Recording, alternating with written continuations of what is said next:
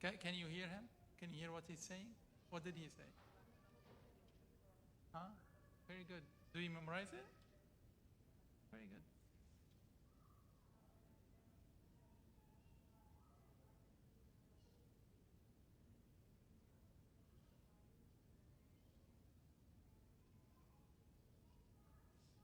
What does it mean? Those who memorize it, what does it mean?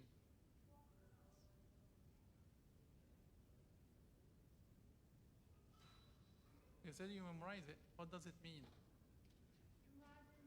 I mean, there's nothing funny, kids. He's your brother. You shouldn't make fun of him. He's asking questions. So what does it mean? What does what just Bara said mean? What does it mean? No, do not hide, Ya Alim. I want to. Do not hide. No, Amran, please. If you want to say something, raise your hand. This is the last warning. If you want to say something, please raise your hand. What does you guys memorize it? So you memorize something you don't understand? That's really serious. What is the difference between somebody memorizing a Chinese script and you memorizing the Quran? What is the difference? So you should understand what you're memorizing. So this verse, kids, says that Allah subhanahu wa ta'ala azza jalla, which is, as he said, the creator, and we know now what the creator is, right? We got an idea of this world is being created, has effect, or that's affecting it, putting it into existence, and this power, it's putting us all in existence in the whole universe.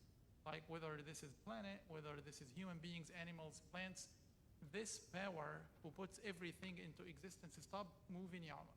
It's really irritating. Stop moving stuff around.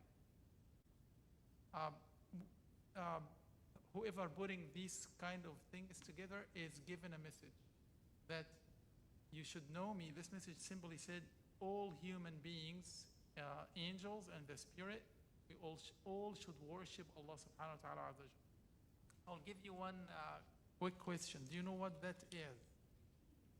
This is a car key, right? It's an automatic, but there is a metal piece inside it. Does anyone know how to get the metal piece out of it? Other than Imran, because you're making too much noise, Imran. Do you know how to get the metal piece out of it? Nope. Try. No. Let him try. Let Sulaiman try. No. Watch him. He doesn't need help. Try to get the metal piece out of it. There is a metal piece inside. Do you know, Alim? Do you have any idea how to do this? No. It doesn't really mean. No. How did you know? All right. So your name is again Hashim. I will try to. All right. Show me. No. Show them. No. You raise your hand first. Okay. Show them. Okay.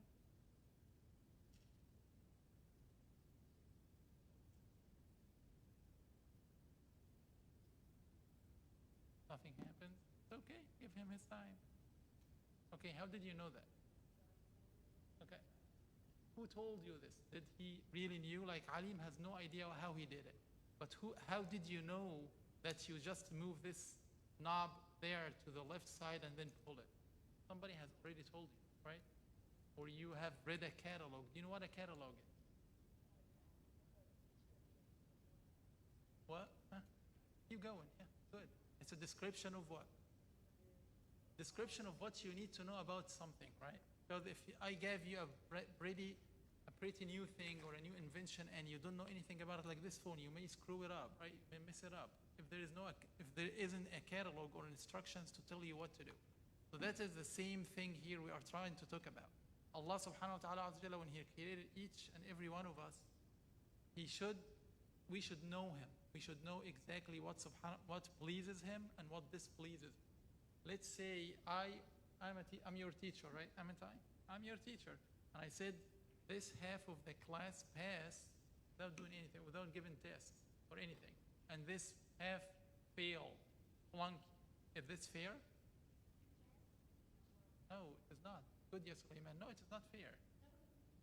Everyone should have a chance, right? So they say, why did you fail me? You don't even know my name. You don't know if I will pass or not, right? So this is my right to be put in a test. to test my capabilities, way of thinking, how I'm going to handle it. So that is what you are doing right now. Pay attention. What you are doing right now in this life, you are filling up this book. That one day this book will show up to you in the what we call the hereafter, or the second life, or the akhirah. You are filling up this book right now. Do you like to fill it blindly or knowing what you are filling? Which is better? Exactly. Jazakallah khair. You should be knowing what you are doing. How would I know this? Is stealing good or bad? Why it's bad? No, I'm saying it is good. I am not doing anything. I found something. I just took it and mentally, forget about Islam now. I'm asking a simple question. I found money in the street, a huge amount of money, next to the door of Maher's house. I know this is Maher's house, and I know that the money is in front of his house, and I took it. $1,000. It's a lot of money. Is it good or bad? No, mentally. Forget about Islam and the values you know. Is it something you like to do or not? Mentally. Is it something good? Yeah. It's an easy money. Yes, he's right. Forget about Islam now. I'm talking about you found money in the street and you just took it. Is it something human beings like to do or not? Yes. But, so your mind, our mind is telling us this is something good. Do you know gambling? Yeah, Alim, for gambling is all of us put money on the table and then we threw a dice. You know what the dice is? Nard, the dice. And then if I get a specific number, I take all the money of him, you. Do you think this is something good or bad? Good. No. I didn't do anything. That's why it's called maysir. Malun yasir. I didn't do anything. I just convinced you to put $1,000, 1,000, and then I threw a dice, I took all the money. Mentally, forget about Sharia now and Islam. Mentally, this is something good or bad? It is something I didn't do any effort. My mind telling me good, but does this really in Islam, is this really good or bad? How did we know? Because Allah told us you cannot do this. How did I know this? Oh, the fitrah doesn't tell. See what Sulaiman said? The fitrah, what does it mean? That as a symbol, why Americans are doing it? Some American people of your countrymen of your people are doing it because they love it. It's something easy. I throw a dice, I get money. Easy. I like to do it. Because they don't have any prohibitions or rules to run their lives like us, right? But we are human beings that, yes, we have freedom, but it's bounded by something. That thing is what? How did he know, as they said, this is forbidden? It's not the fitrah, ya Salam, because your basic instinct is telling you, yeah, let's do it, man. It's something good. It's an easy money. Let's take it. So your fitrah will not be able to discriminate or distinguish between what is really pleases Allah and what displeases Allah. The Quran is what? This book is what? How do we describe this holy book? Allah's what? Yeah, but how did we get it? Yeah, a messenger, a message, a post office. Let's imagine that. How do you get your mail in the box? From the mailman or the post. So to know Allah subhanahu wa ta'ala, attributes to Allah, because no one can imagine Allah, ya Alim. You have to have somebody else telling you this thing is good, though you think it's bad. I'll give you another example. Think about fasting during the summertime. Is something good or bad? Yes, good. I like this. Mentally, I don't want to do it. I'm very thirsty. All my muscles are aching and pain. I don't eat or anything, or not even a single sip of water for 16 hours in the hot summer. Is this something by nature you want to do it? No, but this pleases Allah. So would you do it? Yes, you have to do it now. So one may ask, how would I know what pleases Allah and what does not? It's through a message. And this is what we are going to talk about today. So I'm going to ask you now, in your opinion, in your minds, what is a wisdom? Tell me one reason why we should need a messenger or a prophet. Sulaiman. Yes, to tell you how to walk yourself inside this life. Because remember, Allah created us to put us either in the paradise or in the hellfire. Not us, I mean human beings. So there will be people who fail the test. People will pass the test. How would we know? By creating us, sending us to the earth, and we fill the exam. You are in an exam right now. Believe it or not, especially you kids. You are about to reach puberty and maturity. It's an exam. So you fill it the way you like. All right, this is one thing. What else? Who can think of something else? Why do we need the prophets and messengers? Yeah, but he said, he said, yeah, to tell you what to do, like a catalog, a guide. What else? What if I now have a dispute with you? Right, saying something, Omar is saying something, I'm saying, no, it is not the other way around. Who is going to have a say or a verdict or a sentence? You are right, I'm wrong. Who is going to say that? A messenger. So he is preventing dispute between people, right?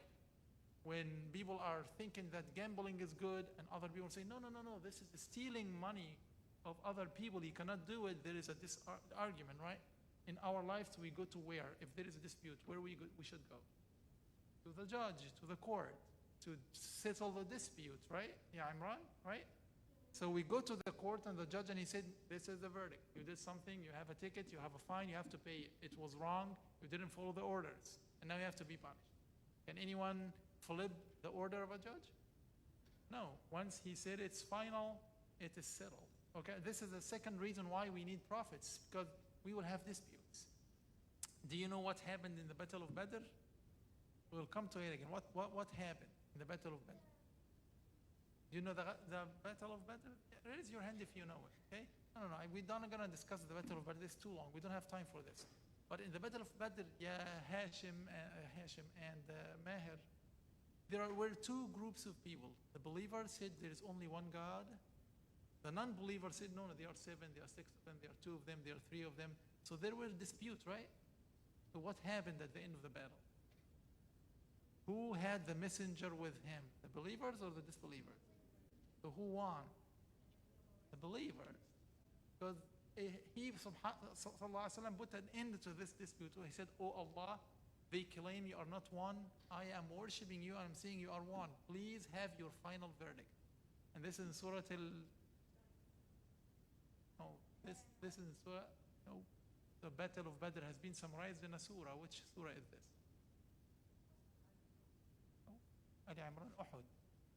Battle of Badr was summarized in Al-Anfal.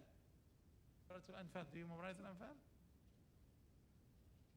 All right, one more thing. Tell me one more thing. Why do we need prophets? To guide disputes. What else? Tell us the right and wrong, because our minds cannot tell us what is right and what is wrong, right? What else? Why we need them? Come on, middle class participation here.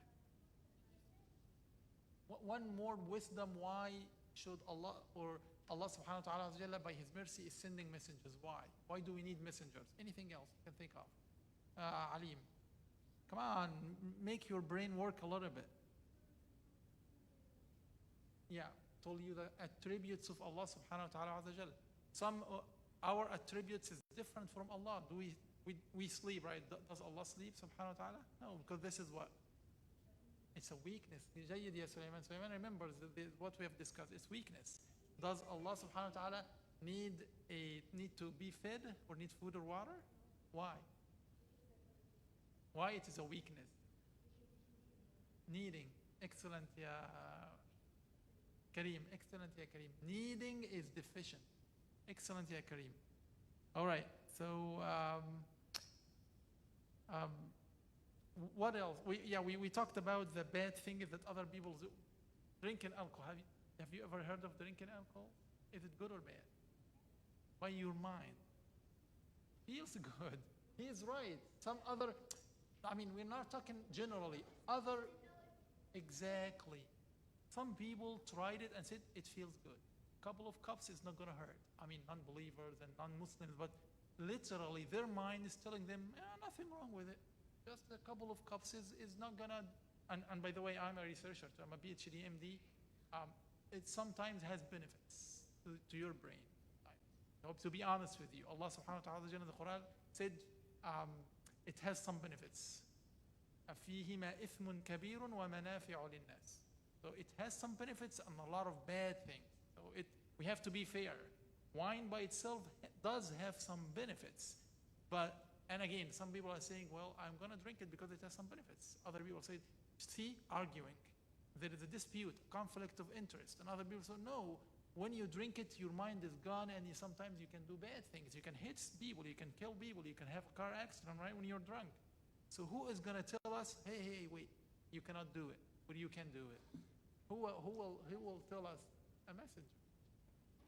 Next time I will get to you, Omar.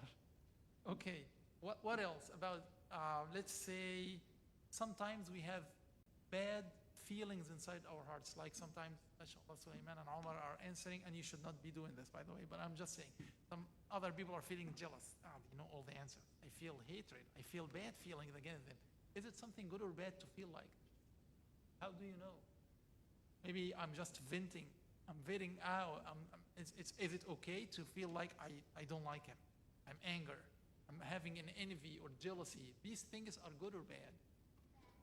How do we know? Through the messenger, ahsanta ya bara, through a messenger telling us this is not good for your health on a long run, because you will start to have a lot of pressure, a lot of depression, frustration. Don't look at people in this life. Don't have envy or jealousy, but work with them, okay? Okay, we kind of touched on those. So now we're gonna ask you, what do you think the functions of a benefits or message? Just leave them. You know we are here. What would be the function of a prophet or a messenger? Before we get to what is the difference between a prophet and messenger. What are in your mind now, since you now know that Allah created us, we should not be left astray without a message or a messenger, and there should be some functions for those prophets. What are some of the functions of the prophets? People who are not active. Hashim or Imran or Karim is active. What would be number one function of any prophet? To come do what? Mahir? To guide people. All right. Why would I listen to him? He's claiming I'm a messenger. He should have something with him to support that he's a messenger. What do we call this? Anybody other than you? Alim. Somebody came, knock on your door, and said, hey, I'm a messenger of Allah. How would you tell he is bluffing, he is honest, he is true or wrong? How would you say that? You can give it to him. We don't need any distraction, please, in the class.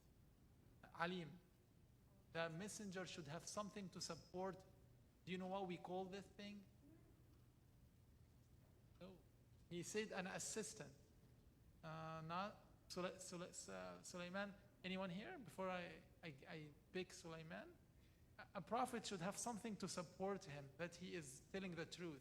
Sulaiman has scripture. Not all of them has scripture. And not all of them have books.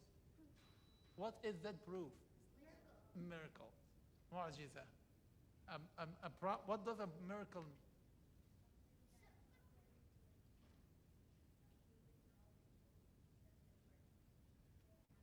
Very close. Okay. And okay. This is part of the definition. Amrun khariqun lil'ada. Something that normally by our brains it does not work. But that prophet can make it work. This is number one. Number two, to continue the definition. Sometimes these things happen to good people. And he will continue the definition. This is very important. The miracle is what? Is something, do you know the beyond nature, or what do we call it? Yeah, but no. It's metaphysics or beyond the imagination. Number two, he is challenging. He said, I can do it every time. Who knows Prophet Musa? He used to have a stick, right? Can anyone through a stick turn it into a snake? No. So Prophet Musa not only has something that by our minds we don't believe it, this can happen, but he's also challenging at any time. You want to say something?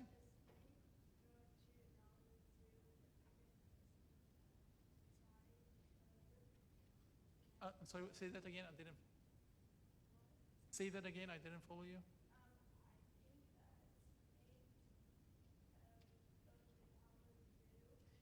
Okay.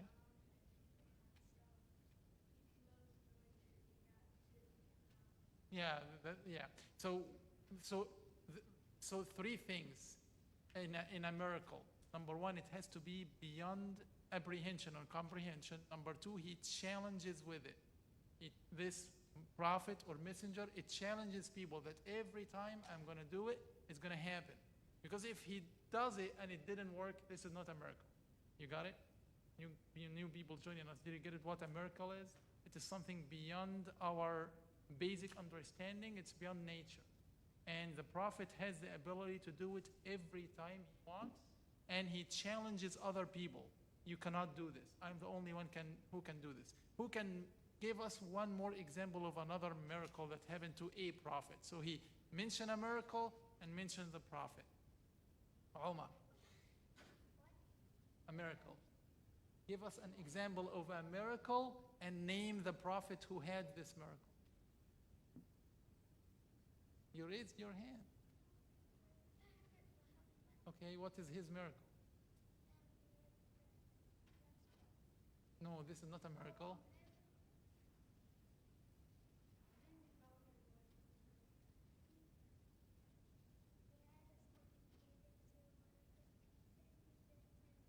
Yeah, but that is not a miracle. We'll get to this. Alim? Okay, Prophet Musa split the sea. He hit the sea with his stick. It divided into what? No, into 12 mountains, not two. It's 12 mountains. Yes, to your surprise, 12 mountains of water. Can you imagine that water can form a mountain? No. If you just spill a water, it just goes, it takes the shape of the container it has, right? Otherwise, it doesn't take a shape. So when he hit the sea with a stick, it formed 12 mountains. And the 12 tribes of the Jacobites went between them to the other side of the river sea. One more. What's your name? Sana'ullah, okay. Sana'ullah, okay. What is his prophet?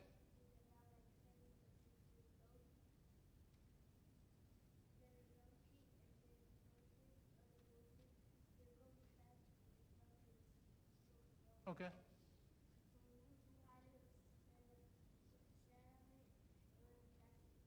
Okay. But let's get to the definition. أحسنت يا ثناء الله. Is this something that Prophet Muhammad always challenged people with? Yes. No. No, it happened. Oh no, it happened only once. We said a miracle has to happen every time the Prophet is doing it, and it's challenging people with it. Yes, we still call it a miracle, but it's a specific form of miracle that happened only once. Prophet Muhammad had a lot of those other than his one that is always challenging people with, which is Omar, the Quran. Why it is a miracle? Why it is a miracle? Who can say? None of them. Don't help them. The other, come on, people. Hashim, why is it a miracle? This blessed Quran, holy, why is it a miracle? It's just a book, 604 pages. I can write 604 pages, right? Don't you think so? Why it's a miracle? Yeah, but al-ahadith also has some word of Allah in it, right? Hadith al-Qudsiyya, it's Allah, Prophet Muhammad is saying it, and the meaning is from Allah. Hadith Qudsi. Why the Quran is a miracle? I will get to you. What's your name? Atallah. Why it's a miracle, ya Atallah? You can't prove it, it's wrong? No. No. Okay, Sulaiman.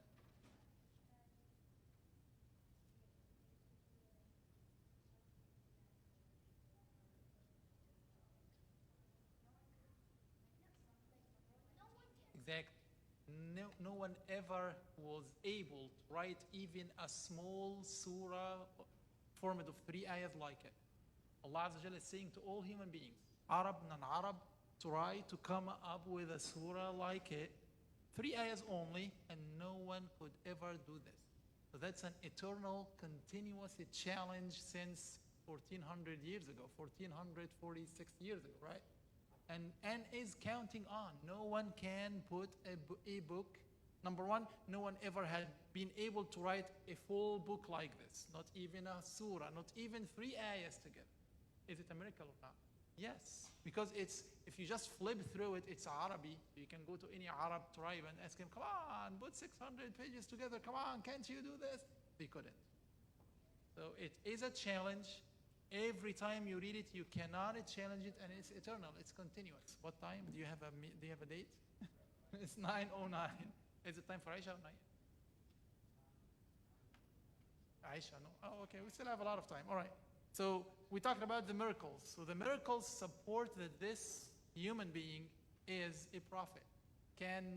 So tell me more about the functions of the prophet. We said he guides people. He removed the disputes between people. What else is a job of the prophet? Else? Sulaiman and Ata'ullah or Atallah. Anybody else? Give me a function of a prophet. What would he be doing? Excellent. An example, a role model. Allah Azza wa Jalla is sending human prophets and messengers as humans or angels. Who knows? What's your name? Khalid. All the prophets you can think of, are they that has been sent to the human beings? Are they angels or human beings? Why not angels? Give him a chance. He may what? No, I'm not following you. No. Give him a chance. I'm just asking a question. You are a group of human beings. Allah will send a human being to us. Why not an angel? At least the angel is stronger. He can do things very fast. He doesn't sleep. He doesn't die. He doesn't eat. He has a lot of strength and character. It's very powerful and beautiful character. Why not sending him as an angel to us? All right. Hashim. You can see it? You cannot see it? Yeah, go. Because he's gonna be like you. You can say, oh, come on, he is an angel. No one can reach an angel. I cannot just mimic him. But when he is a human being, as Barat said, you cannot kind of just have an excuse and say, well, he is a human being like me, and he's able to do a lot of prayer, a lot of fasting, a lot of patience, showing a lot of good characters and magnitude, right? So you can follow his steps, all right? So that's why, ya Khalid, it has to be like you. So you can't say, well, he's a human being like me. He eats, he sleeps, he feels tired, right? He suffered like we suffer, etc., and so on and so forth. All right, what is a difference between a prophet and a messenger? A common question that most of you should know. I know Sulaiman and Umar should know it, and Alim. There are 2 or 3 differences. Prophet and, all right, we'll divide you into 2 teams. My right side team is the prophet people, telling the characters of a prophet, and they are telling the difference with a messenger, a prophet. What is a difference between a prophet and a messenger? Okay, good. This is number 1. So he does not have a new message. What about the messenger? Does he have a new message or not? You try to be a team, try to consult, ask opinions, consult amongst yourself. So they said the prophet just reminds of a previous message of a messenger before him. How about the messenger? Yeah, consult as a team. Think amongst yourself.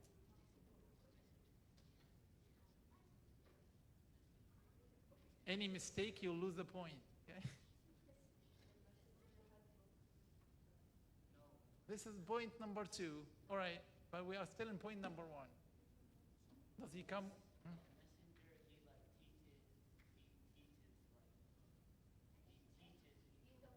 The prophet teaches people.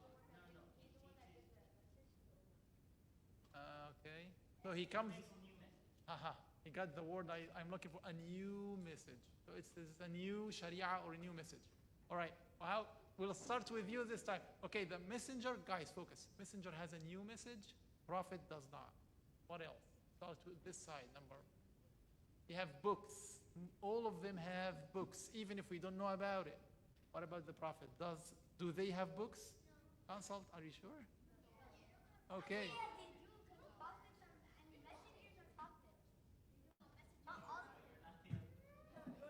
All right, final decision. Sulaiman, think with them. Maher, think with them.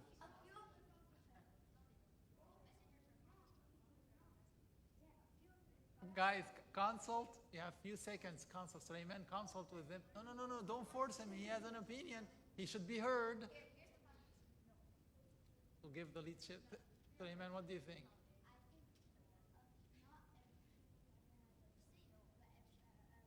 All right, tell us a prophet who had a book. No, he's a messenger.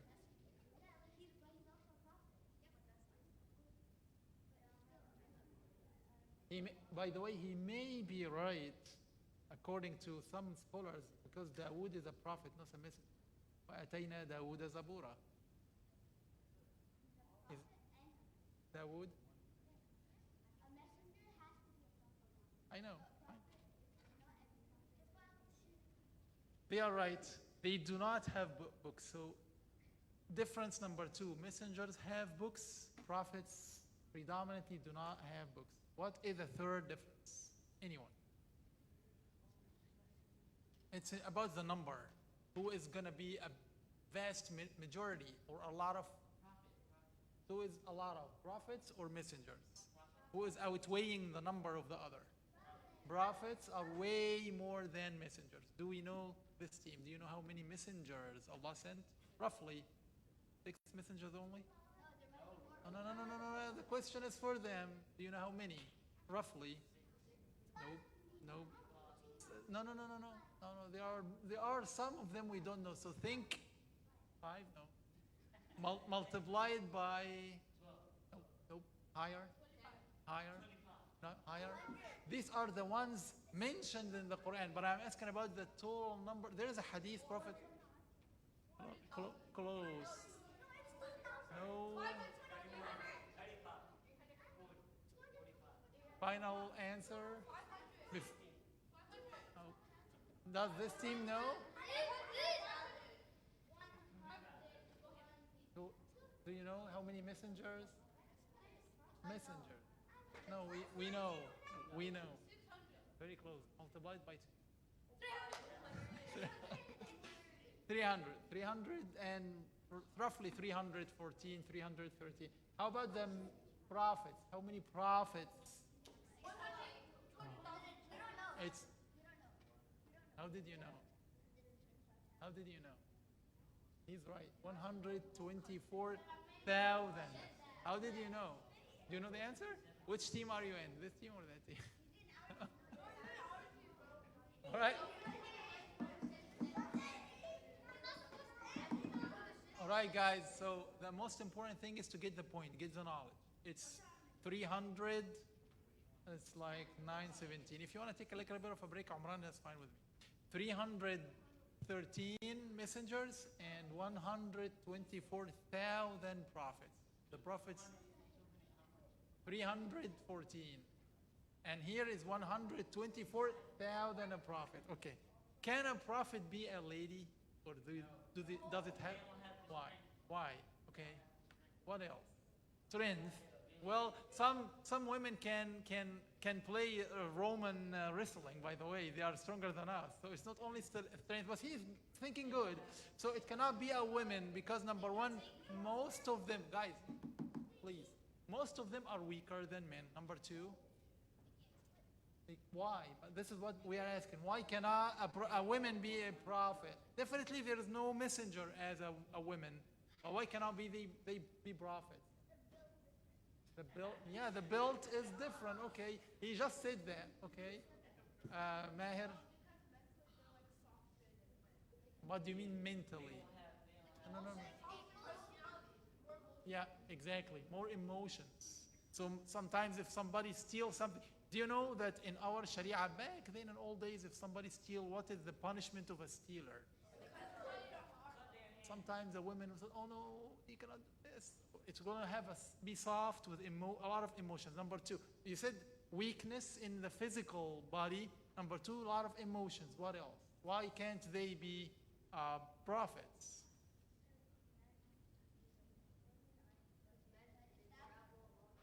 Yes. Exactly. A lot of travel in the desert, bad conditions, very tough, harsh situations. They cannot, most of the time, do they? They need cars with AC in it, right? Most of it. One more last thing. Why?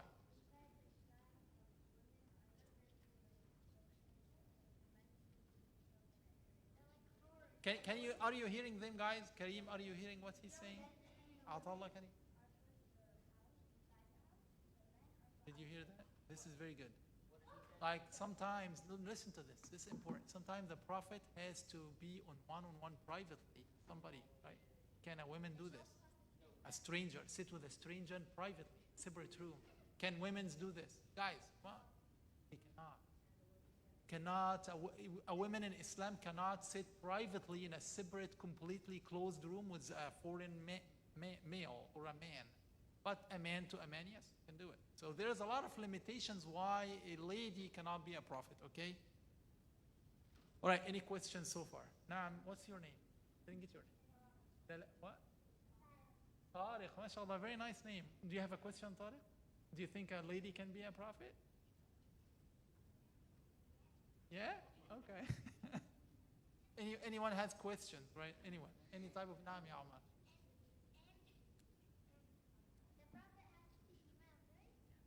Imam? What do you mean by imam? Yes, exactly. He has to lead. So a prophet has to lead, and a lady cannot do this. Let me ask you a question and see who can get it. Let's say I have the following situation. Guys, Thana'ullah and Atallah and Kareem, please. These are situations I'm going to tell you and you give me the answer. If you know it, raise your hand. Suppose there is a mentally ill, crazy person. He never had a scene or mind in his brain, and he doesn't know what is light or dark, what is day or night. Crazy person. Have you ever met a crazy person? Yeah, they cannot think. Would they be punished and put in the hellfire? Because they said, I don't know what a prophet is. So what's gonna, all right, how about a small, young, like, let's say, our brothers in Gaza, for example, they have been like slaughtered and children, they die. Would they just be punished? Why? I know, but they are not mukalla, or they don't have enough understanding and comprehension. The question is, what is going to happen to those people? The crazy, the very young people, even the children that are not Muslims, are they like American children or anyone? Are they, let's say, American people in Cherokee, you know what Cherokee is? In Tennessee, is it Tennessee? They have never heard of Islam. They are like us, mature, fully understand, went to school and college and everything, but they did not really hear any good thing about Islam. All what they know about it is bad thing, bad thing, bad thing. Do you think they are going to be punished? All right, we have a debate now. Who say no? Who say yes? Okay, who say yes? They are too tough. All right, why not? The correct answer is no. No. The correct answer is no. They are not. Allah Rahim, Allah is merciful, and something is going to happen. This is my question. What is going to happen to all those categories of people? The very young, the mentally ill, the people who are living in the Amazon forests, they don't have TVs or mobiles and never heard of Islam. What's going to happen to them? Oh. What did they want to say? They are going to get tested. What do you explain it to us? Stand up and explain it to us. No, I want your voice to be loud. Stand up if you please. And tell them, Atallah, you want to do something? Him, or was it your answer or his? Right. All right. Kareem, listen to Kareem, please. Guys, listen to Kareem, please. Stand up. They want to listen to you. So those people are going to do what? Kareem is going to tell us. Tell us more about the test. That's okay, nothing funny. We want to learn from his knowledge. Do you know the test? Have you ever heard or read about it? Or Omar, do you know the test? What is the test? Okay. He's right. Did you hear what he said? Khalid, right? And Tariq. Did you hear what he said? Say it loudly.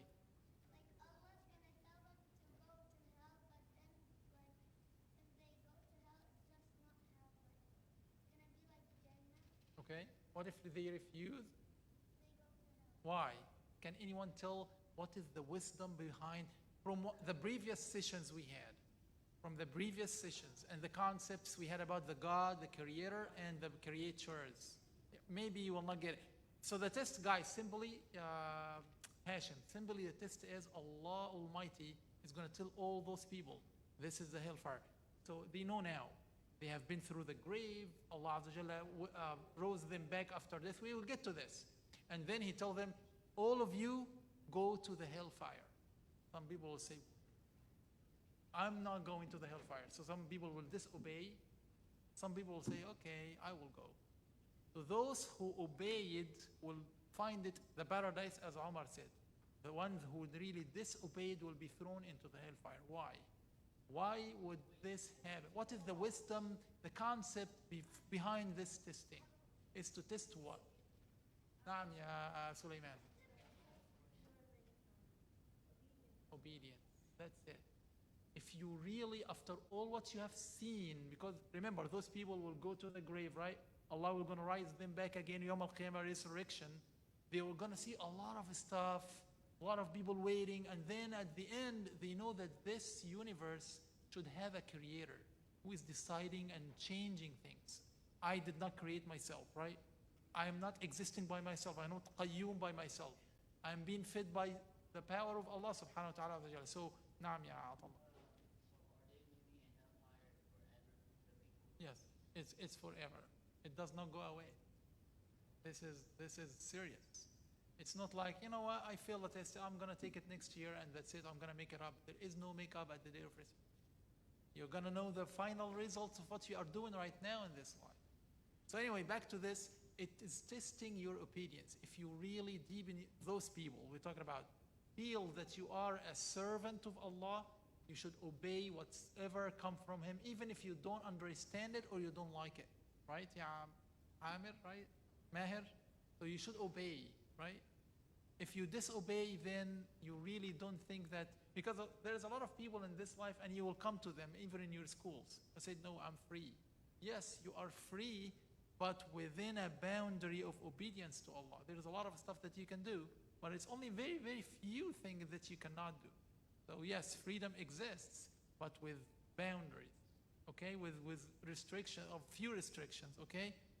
So I'm going to tell you now a story before the Aisha comes about a prophet called, if anyone want to get water or go to the bathroom, feel free.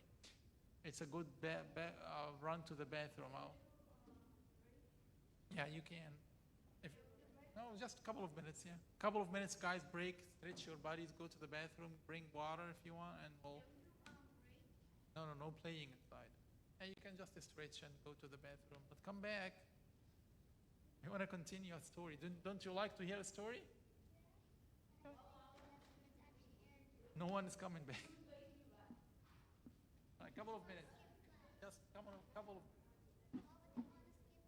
It's okay. You can start without...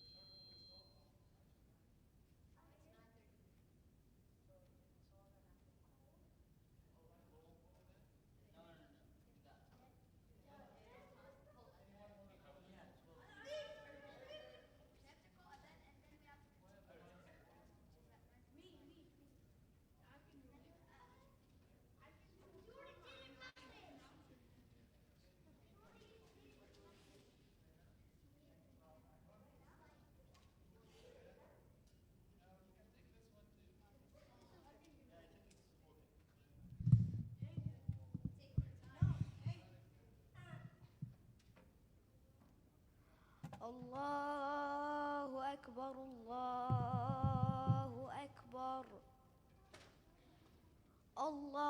الله أكبر الله أكبر أشهد أن لا إله إلا الله